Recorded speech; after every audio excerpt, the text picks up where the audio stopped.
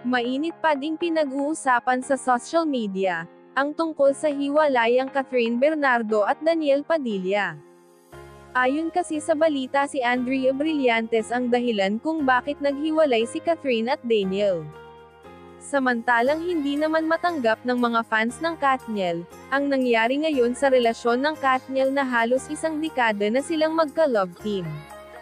Para kasi ng mga fans ng Katniel ay sila ang the best couple ngayon sa industriya ng showbiz.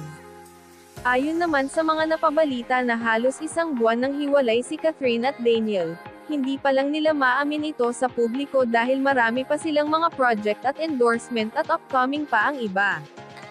Samantala patuloy na umaasa ang mga supporters at fans ni Cathryn at Daniel, na maayos pa ang problema na kinakaharap nila ngayon, at sana hindi sila tuluyang magkahiwalay.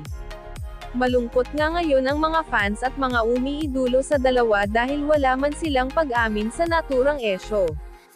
Samantala nagsalita na nga umano ang ina ni Cathryn Bernardo, dahil hindi na daw nito matiis pa ang kanyang pagpananahimik sa mga naririnig niyang mga balita sa social media.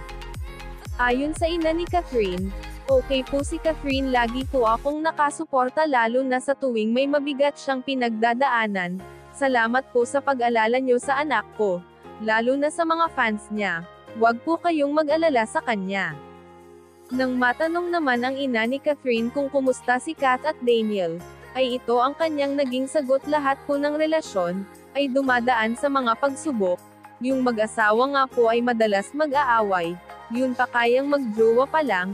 Hindi ko hawak ang desisyon ng anak ko. Alam ko na alam niya na ang ginagawa niya. Nandito lang po ako para gabayan siya bilang nanay niya."